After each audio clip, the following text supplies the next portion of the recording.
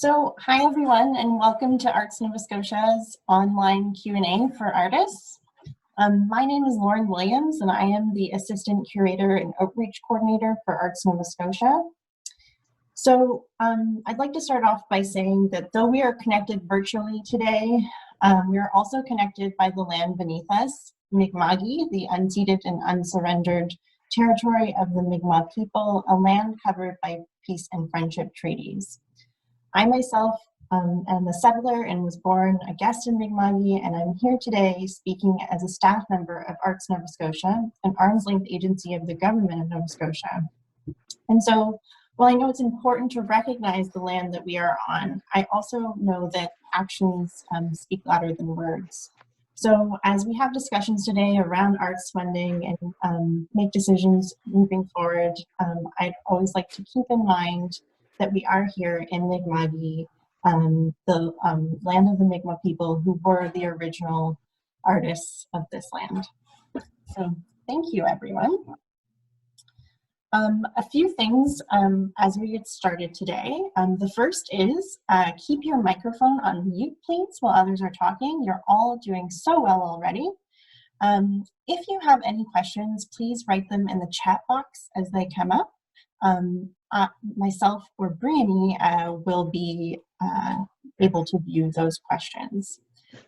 If you would like to add something or would like to say something while another person is speaking, you can click the raise your hand button in the chat box.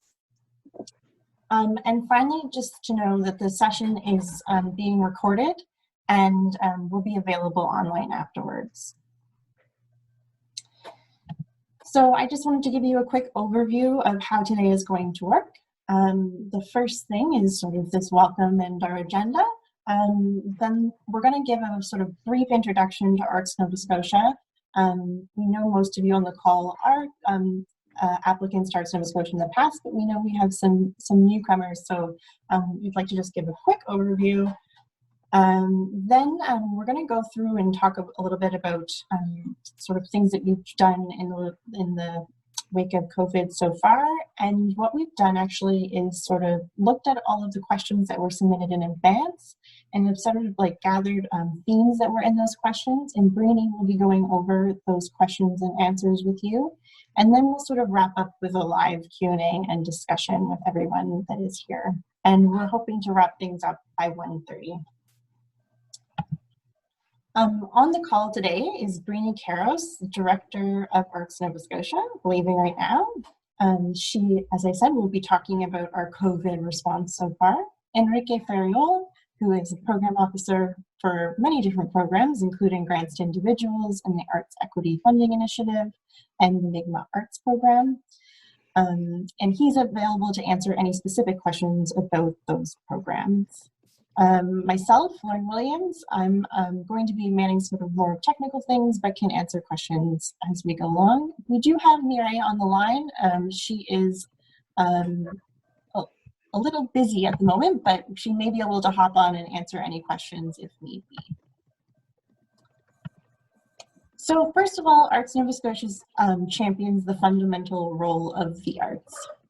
Arts Nova Scotia envisions a thriving and diverse professional arts community celebrated at home and abroad for breaking new ground, ensuring equity, and achieving a high level of artistic excellence. We have a few different types of programs at Arts Nova Scotia. The first is grants that are available to professional artists. So these are available to individuals. So that includes the grants to individuals, Arts Equity Funding Initiative, the Mi'kmaq Arts Program, and the Nova Scotia Art Bank Purchase Program. And these include things like presentation grants, professional development grants, and creation grants. And in the Mi'kmaq Arts Program, materials. We also provide grants to organizations, including the project grants for organizations and small groups, operating assistance to arts organizations and project grants for publishers. Each year, we host an awards gala, the Creative Nova Scotia Awards Gala, where several awards are handed out, including the Emerging Artist Award, Established Artist Award, Indigenous Artist Award, the Prix Grand Prix for an Acadian artist, the Creative Community Impact Award, which is awarded to an organization, and the Portia White Prize, which is the largest prize and is sort of a lifetime achievement award for artists. So I thought it was especially important to sort of pause on this slide this year, right now, as we've recently extended the deadline for nominations for these awards from June 15th until July 15th. I am the program officer responsible for the awards, so please feel free to give me a call or send me an email if you have any questions about applying for these. So next up, we're just going to hand it over to Brainy, who's going to talk more about things that have changed at Arts Nova Scotia since COVID has changed a lot of things for all of us. And so I'll hand it over to her. Thank you, Lauren. Thank you everyone for joining us today. It's really lovely to see a lot of your faces, or I did see them before you turned off the cameras. Lauren, are you going to do the slideshow for me, or should I do it myself? Thank you. So just to give you a little bit of an overview of what we've done so far, up to this point, most of our response has been fairly reactive. As you probably know, the last 2 months we've been also scrambling to work from home and adapting to new processes, how we all work together within government. But we want to ensure that our programs function, not only for ourselves, but also for artists and arts organizations so that they can best access those programs. So one of the things that we did was we had to change some of the deadlines. We extended our deadlines right off the bat for grants to organizations and small groups and for the Arts Equity Program. We also, just as Lauren mentioned, are going to extend our awards deadline to July, just to give people a little bit of extra time to put together those applications. We've switched to email applications and also developed resources to aid artists in applying over email, because we know it's not been, it's not necessarily the most functional process, but it's the best one we have right now. We have also changed some of our eligibility requirements. So adapted those guidelines to account for public health restrictions, put a pause on some allowance for travel related expenses and projects that involve large gatherings. And we understand that it's difficult for applicants to predict what scenarios might be upcoming in the months, moving into fall, and what that means. So we're just sort of right now encouraging applicants to add contingency plans to their grant applications. So for example, if a presentation to a small group is still not possible in the fall, can it be moved to a virtual space or a different kind of platform? We've, also released operational grants in advance to organizations who are receiving operating assistance from us, just to sort of assist with cash flows and to support the stabilization of those organizations. Lauren has also put together some really helpful resources for artists impacted by COVID-19 on our website. So those both include government and community resources, and we make every effort to update those with the most current information as we get it. So this is part of our continued response, to try to get some direct feedback and input into some of the things that we would like to move on to, especially with our upcoming fall deadlines, to have direct contact with artists to find out from them what it is that they feel like they may need in the months coming up. We also know that there's going to be sectoral engagements with Dr. Strang, so just some of you may be aware of this, you may be involved in organizations that have been invited to participate. Tomorrow, in fact, on Friday, there's going to be an arts, culture, and events engagement where Dr. Strang will be doing a presentation. There'll be opportunities for questions at that time. My understanding is the way that this is going to work is that, so the organizations that were invited to that, that meeting will then sort of feed down to individual artists and other organizations, so that there'll be an opportunity for that discussion to permeate through the disciplines, because I think that there's going to be a different response depending on the discipline, but this will sort of give a larger sort of public health framework for how each discipline might return to activity. So we can talk about that a little bit more later. These are some of the questions that we received up to this date, leading up to this presentation today. So the following slides are sort of questions that we got, and Lauren sort of put them together and found some similar themes. And so we sort of noted 4 themes and some other general concerns. So we're just going to go over those ones, and then again, we'll open it up to you after that. I think one of the first one we have is concerning sort of what the long-term support might be after SERB ends. So SERB, as everyone knows, is a federal program. It extends beyond artists. It's geared towards a large population of people that were affected with the closing down of the economy, essentially. So we understand that there will be obviously an end to this, and we're currently sort of looking at ways to assist artists within our regular suite of programs. I don't think that we can sort of, Arts Nova Scotia will be the ones that will be able to replace SERB, but I think that as the economy sort of comes back into returning to some sort of form of activity, some kinds of, let's see what I'm looking for, the sources of income will start to come in. We will sort of help sort of figure out how we can fill in those gaps, essentially.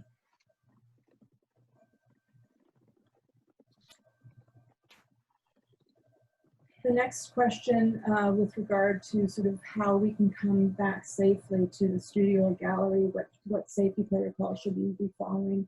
I know this is something that a lot of people are thinking about right now. And I think, again, it's sort of there's a different answer for different disciplines, and I think it's also a scalable question. But as I mentioned before, I think the first step will be in those sectoral stakeholder meetings that are going to be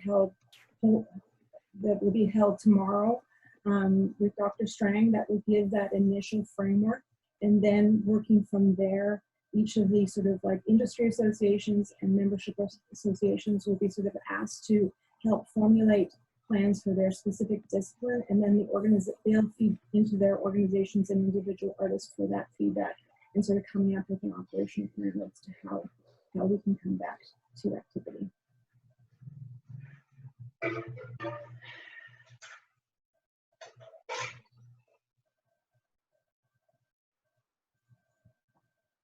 I know that a lot of people here have been, again, just speaking about the different sources of income that artists receive, and a lot of people are do a number of teaching gigs, and so they've had to shift to how they do in-person classes to perhaps doing more online classes, and not everyone has the technical expertise to do that. And not only that, it is a very specific skill. I think it's not just about sort of like moving your class from an in-person to an online. It's not necessarily that easy. So there was a specific question around fine arts kits and including Zoom classes on Zoom with that. I would suggest, and maybe I see that Andrea Ritchie's on the call right now, so maybe she can talk to this a little bit further, that some of the Artists in the Schools programs right now are looking at how they are going to shift from perhaps being in the classroom to an online environment. So they may be a great resource to reach out to, because they're going to be doing that work over the summer and probably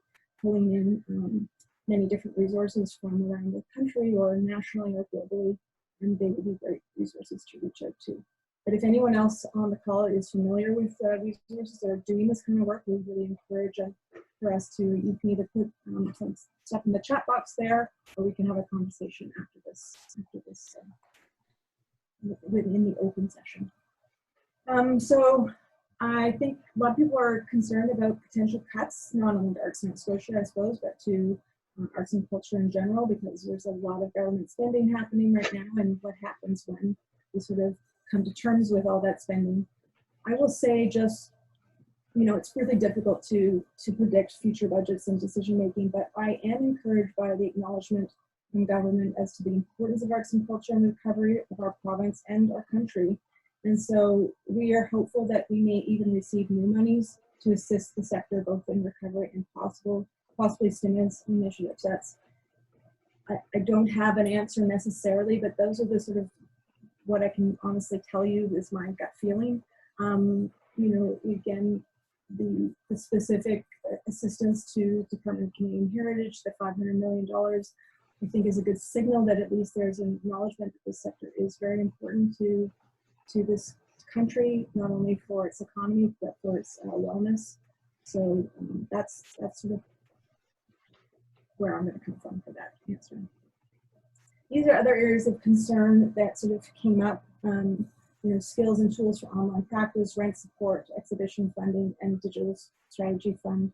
So these are all sort of things that we've been thinking about basically how we are going to make changes with regard to eligibility of expenses and the types of activities within our current grant streams. I think there's lots of room for possible movement in the fall for grants to organizations and small groups. What kinds of activities will be allowable? Will we open it up for, we hadn't been allowing people to make purchases of capital equipment, for example, and now that may need to change because there's a lot of people who need new equipment for doing presentation of the work that is necessary. So I think we're going to be looking at everything in terms of those kinds of activities and expenses, and really encourage you again to feed back into us as to the kinds of things that you think you might be needing in your practice in the upcoming months, because that will be really important for us to sort of be able to tailor those grants.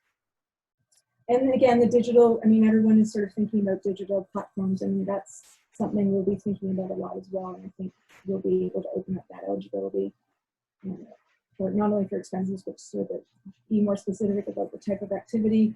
For people who are familiar, the Canada Council has released some microgrant initiatives for their digital strategy fund. I encourage people to go take a look there. They are sort of $5,000 grants. They're less onerous than their other digital strategy fund grants were. I believe they're sort of just answering about 3 different questions. So for anybody who's eligible, I really encourage you to look at that. And it will be something not only I think within Arts Nova Scotia that we'll be looking at, but I'm certain within the department there'll be things as well.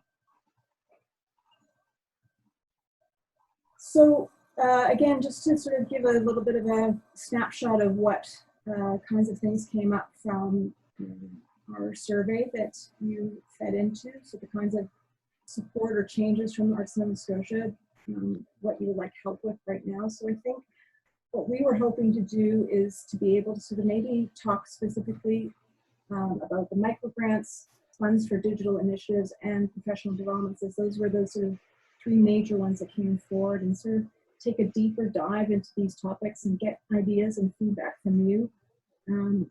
It's really, that's why we wanted to come together, is sort of have an opportunity for people to come and give us feedback in person if they felt comfortable, or you can always do it in the chat function there if that's more comfortable for you.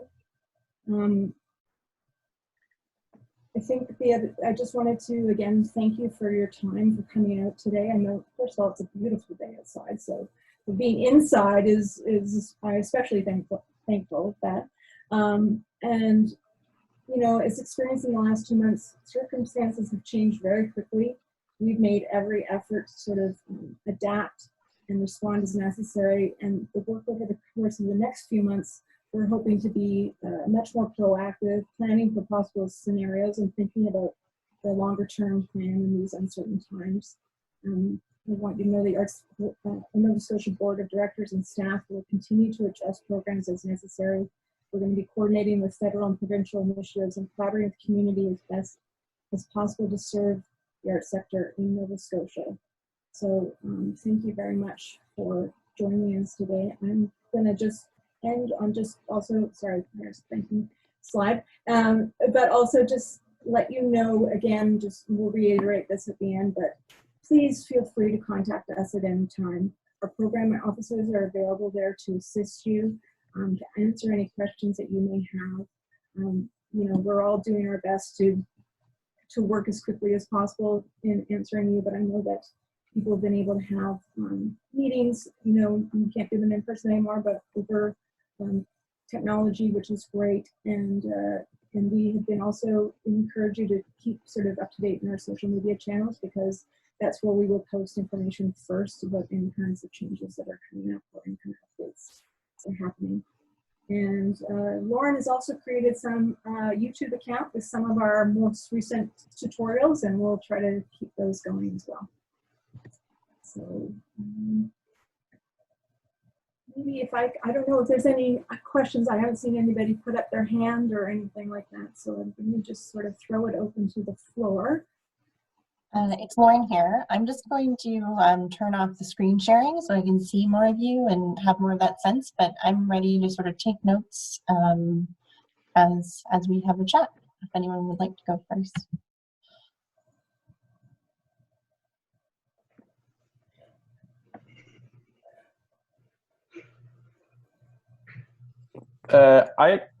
It's Richie here. I would like to talk for a second, actually.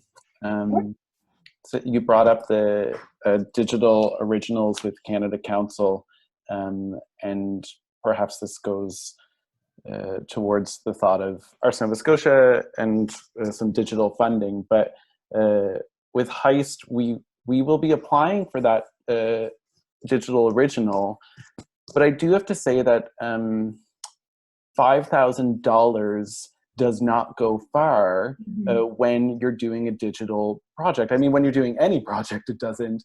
But when you think about, depending on what Canada Council sees it being, like if it's just a monologue on Instagram, then great. But for a company like Heist that has been using technology and media for a number of years now, we're doing more than that. And it takes a lot more time to make these things work. And for people that haven't been using it, it's going to take funds to hire people to help them out or to train under it. And so I would just suggest that $5,000 is not a number that should be looked at as an example for a grant for that type of project.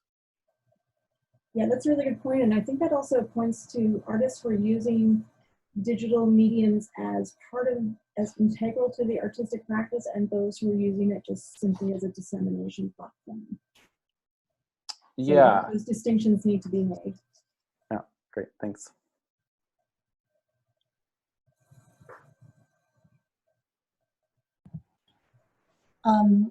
Hi again. I just wanted to let you know that you can also put something in the chat box. I do see that Gisette has raised her hand. So Gisette, if you would like to, I'll unmute you. And Hi. Thanks for having this meeting. I guess, hi everyone. I'm going to try to put together my question, which has something to do with like the attitude of Arts Nova Scotia. So on a normal day before the pandemic, like artists, we will apply to Arts Nova Scotia the programming, and there's like get a sense for the rules and how it works. And now it's gone to email, so that's a shift. And so now, so I have the lay of the land of how it was before the pandemic, and then Canada Council actually went through that big transition the other year, which in its way was pandemic-like. Like it was this huge overhaul of the system. And we could feel all the time how overwhelmed the program officers were by the constant change above and below them. And the experiences I had with the program officers, and I'm sure this is not the same thing, I felt that they were extremely graceful being in the middle of two unknowns, like above and below them. And there was a real, okay, in my experiences, yeah, with the dance officers, a real culture of generosity. And I got the feeling that it was like from above, there must have been enough money that they were told like to be nice as much as possible, because I felt like it wasn't, they didn't turn it into a story of scarcity. And I find myself like we may be going into scarcity. I don't know what we're going into, but I find myself wondering, like, arts, can you guys talk a little bit? Like, I don't know how you feel about this. Like, in relation to this, can you talk about, like, what's going to be the spirit? Is this going to be, like, because as an artist, what I'm worried about is that the scarcity and the uncertainty all around is going to result in me having my hand slapped, finding out after the fact that, like, no, you didn't follow the rules, or something when everything's in disarray. So I'm just wondering, like, what is what are you guys taking as like I'll stop talking soon, but this is what I'm saying. Like, what's like the guiding idea at Arts Nova Scotia towards this uncertainty all around? I'll start there.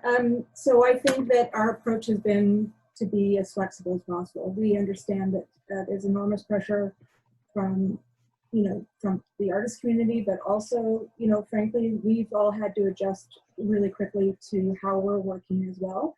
And not only with how we're working with each other, but how we're working with our support system within government. So, just even the fact that when we tried to transition solely to email applications, which we knew wasn't going to be perfect because it's not exactly the way that we want applications to be submitted, and there's still some issues there, but it was the best we could do with what we needed to do. So we were trying to be as flexible as possible with how people were submitting. We were trying to give as much guidance as possible. We also knew there were some things that were going to be missed, and we were going to just have to accept that. And still there are people, from what we know, still mailing in applications, and we don't even know who goes into the office to go collect mail right now. And I don't mean it's all going to happen, but we will, and our programs are moving forward, which is actually, great, because I think there's a lot of programs within CCH that just, not to say that they're not going to go ahead, they've just put a pause on just to sort of see what the lay of the land will be in the next few months. So we've been able to continue operations, but no, I mean, our general sort of way of operating is to try to be flexible. And we're hoping that, that's kind of a two-way street, right? Because we need a certain amount of flexibility, and we also have to have that with our support staff as well, because they're also doing things in a completely new way. Does that help?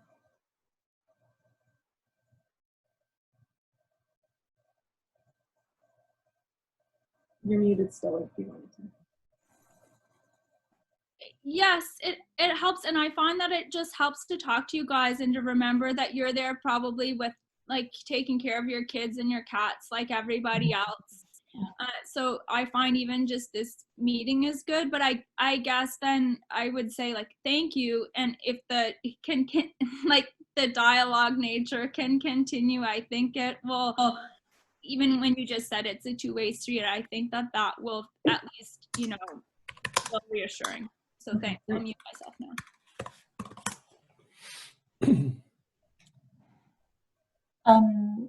Does anyone else have anything that they would like to add to that? I see Ken has raised his hand. Ken. Should I go? Yeah. Hi, everybody. Thanks so much for this. I don't even know if this is helpful, but last few days, what I've been thinking about, and I'm sure maybe others have too, having finance committee meetings with our board, is that right now the structure of our budget, like every premise that our budgeting is based on, is out the window. Not just one or two assumptions, but every assumption. And I think that's probably not news to anybody. And so, and I realize it's hard to believe what are we, like 11 weeks into this or something like that? Like sometimes it feels like a year.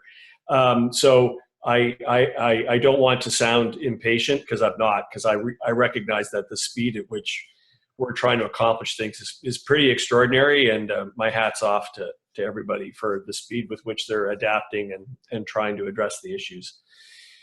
And this is a question, I guess, that overlaps also with the department, because a lot of our organizations do get funding from Arts Nova Scotia in some ways, and in other ways sometimes support from the department as a whole. The left hand sometimes is encouraging us to do things, and the right hand is encouraging us to do totally different things. And given how crazy things are, that's probably to be expected. But I'll just give one example and then I'll shut up. But a big part of our overall organization at the Ross Creek Center for the Arts is about engaging children. It's a big ticket item, and it's a big earned revenue item, and maybe there are other people on this call that have the same situation. So on the one hand, in our discussions with the chief medical officer, we're being encouraged, in fact, in some ways begged, please do these programs because we need you to engage these young people if we're going to get the economy going. And so, this is like a larger issue outside of the arts as well.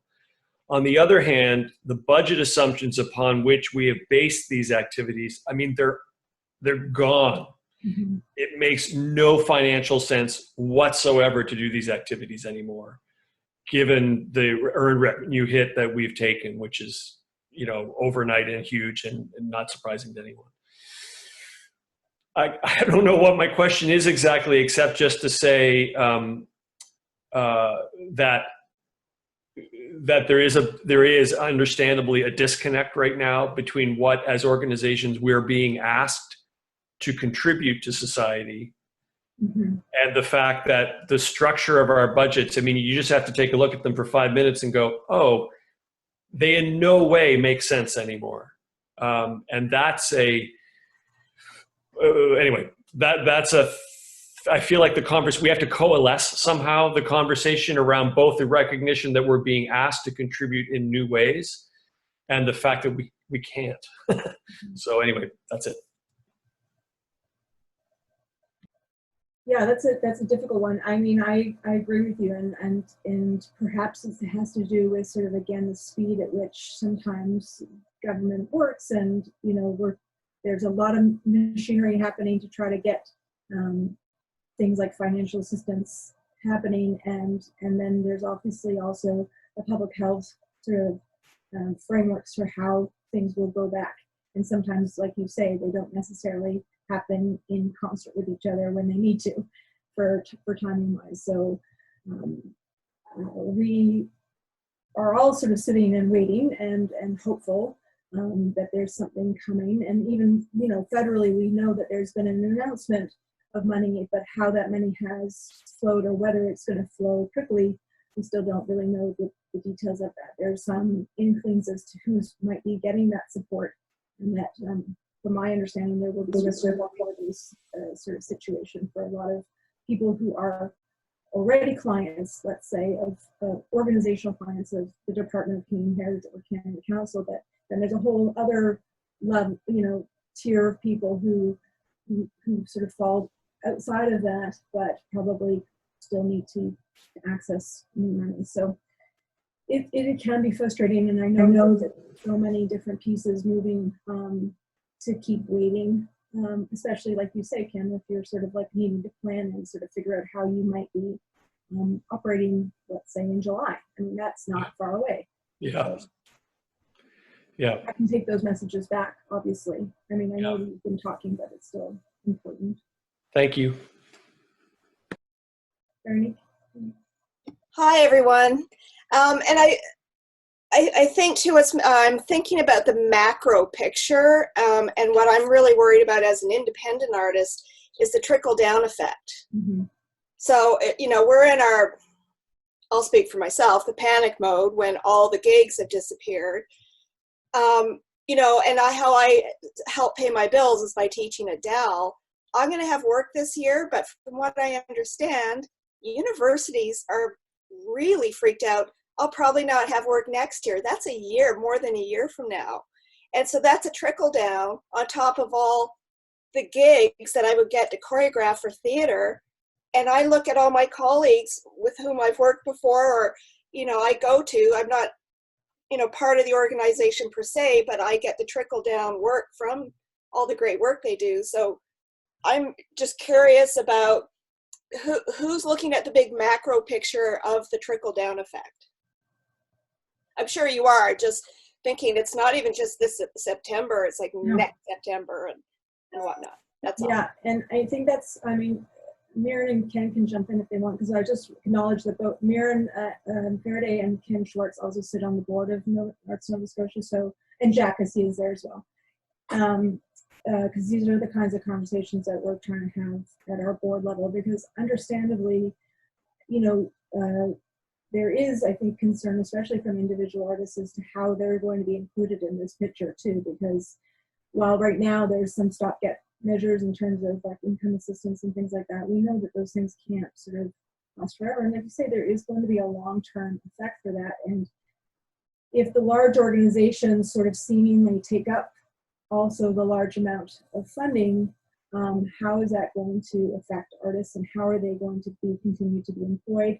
I think that the employment strategy, from what I understand, like there is in core to all of this support is about making sure that cultural workers and artists are also supported in that. So you can't just sort of go ahead and receive extra money without also keeping people employed or having artist contracts. That, you know, long term, I'm not sure what that picture is going to look like, but I think that is an important role for us to keep in mind, and making sure that we are always thinking about the individual creator and artist in this scenario, because as I understand how scary that is, frankly, you know, to sort of think about. You're already in a vulnerable position. We know artists are already vulnerable through members of our society in terms of kinds of gigs, living sort of like big gig. It's really difficult, and having sort of supplements of grants and things like that. So I think those are the kinds of things that we're going to keep top of mind.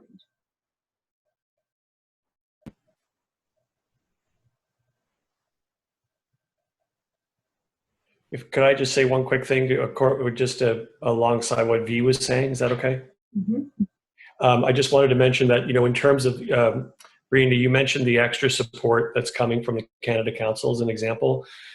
So I just to frame it and to talk about what V is concerned about, because it's something that we've been all thinking about, is if we take every dollar of that extra support and pay artists with it to do anything, which we are going to do, that will represent a decrease of about 80% year over year of what we would be paying freelance artists. Right. So even if every dollar of every bit of support that comes in, and it should, goes to individual artists, it's still a slaughter. Mm-hmm. In terms of that, you know, and that's now when we're getting extra support. So I just wanted to try to paint that picture, and I think it's probably more acute even with other organizations for whom earned revenue forms a greater part of their budget. So anyway, I just wanted to try to frame that conversation and to support what V is saying in terms of its, I think that is, from my perspective, that's the biggest generational damage that could be done in the next 3 years. And it's the one thing that I don't see yet being addressed. And this is not just about Arts Nova Scotia. In fact, it's only very partially, it's about our whole community. And what we have to do, no matter what, is to protect these individuals. And I don't know what the answer is, but I know that even within my own organization, the only reason my organization is surviving right now is on the backs of people that we're not paying. So that's just the truth, and we have to address it. Thanks.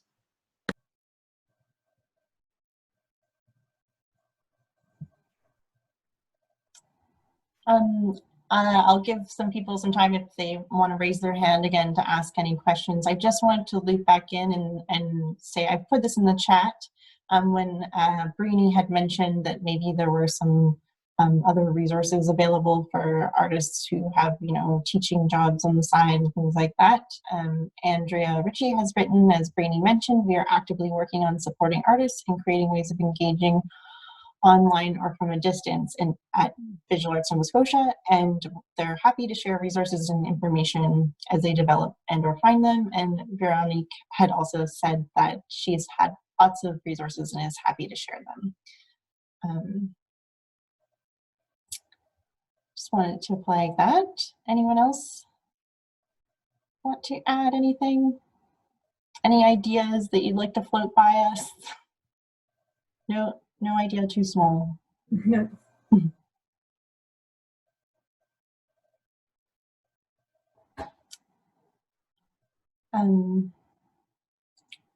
Well, if there isn't any other direct questions, as Brainy mentioned, we are available on the phone and over email. Email is really great for us right now. It's all available on our website. We also have Arts Nova Scotia, artsns.ca/news, where we put all of our sort of COVID-related updates.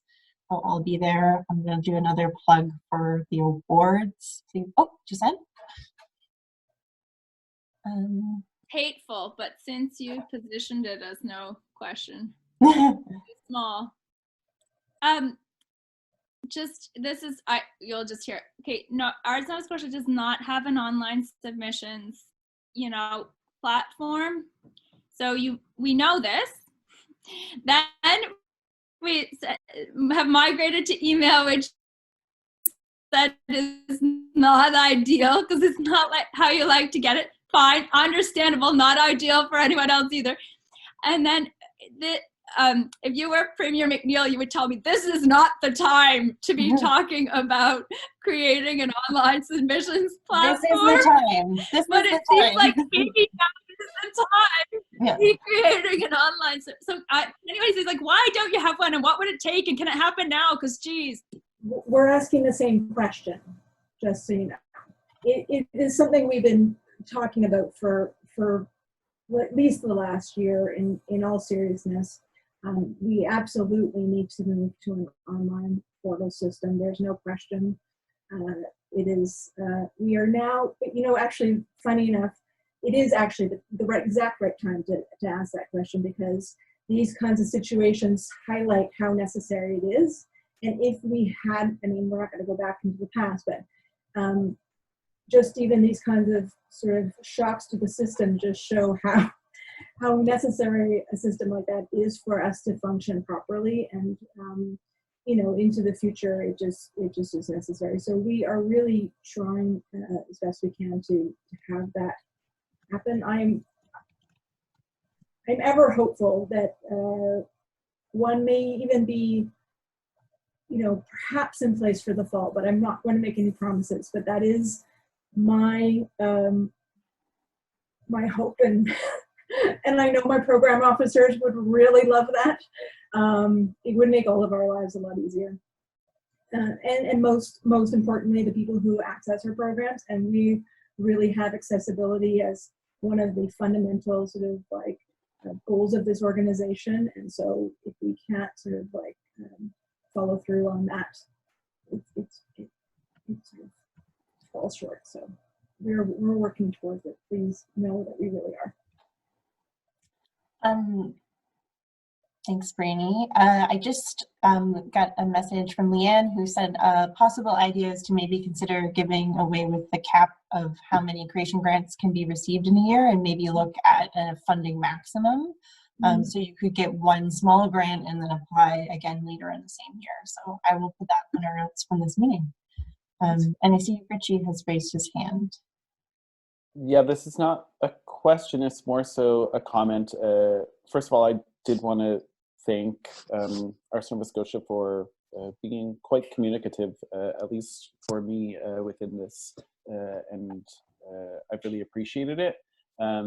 I am just going to make sure that I go on record that I'm really worried about municipal funding. And I'm not necessarily talking about Halifax, but I am talking about Halifax. But I'm also talking about Cumberland as well, with my ship's hat on, because the communication is not happening there.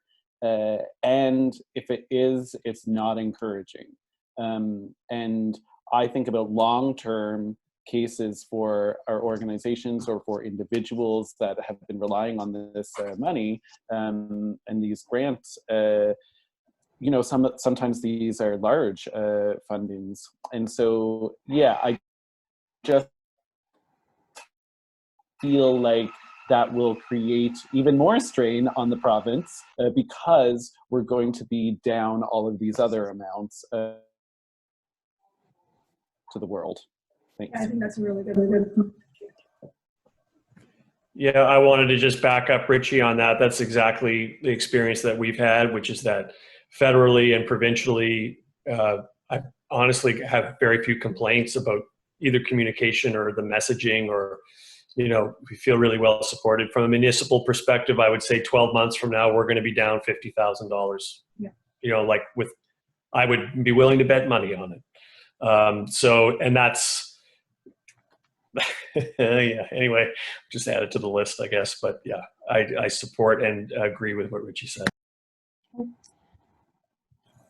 Thank you, Ken. I do see a question from Julie. Hi. I had a question about the decision to hold off on any grant applications that involve any kind of travel. I certainly understand that on the short term, but there is going to come a point, hopefully in the near future, where travel is allowed again.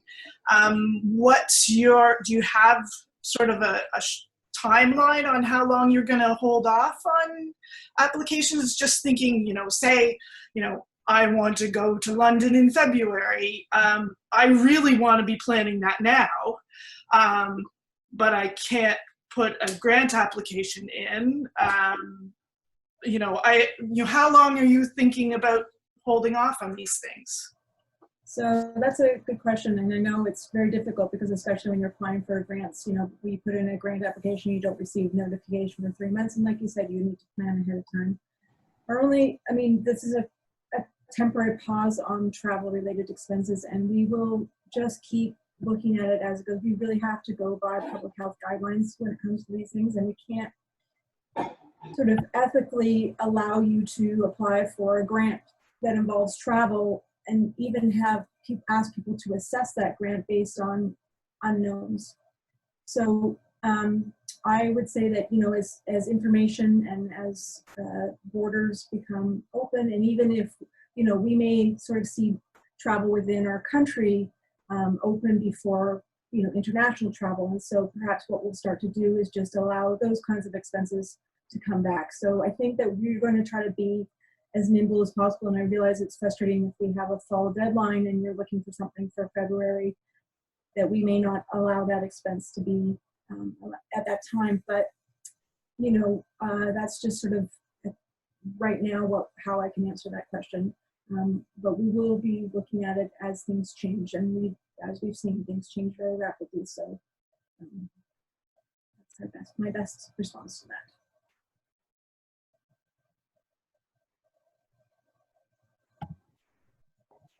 So it worked so well last time I tried to pretend to wrap things up.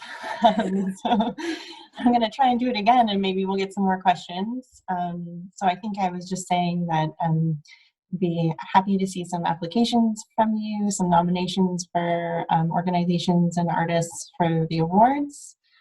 This is the best year to do that, by the way. There's $5,000, awards for emerging and established Indigenous artists, and please submit those applications. Yeah. There's so many people that we know who are so well deserving of those awards. This is a good time to get it. Yeah. So we will be making this available online afterwards, but just because, you know, we're not here in the internet doesn't mean that we're not available for questions. So just anytime, feel free to reach out, and that will hopefully be up soon. Otherwise, we'll sign off and say thank you so much for coming out. Mm-hmm. Thank you very much. Thank you very much, and take care. Thank you. Take care, everyone. Thank you all.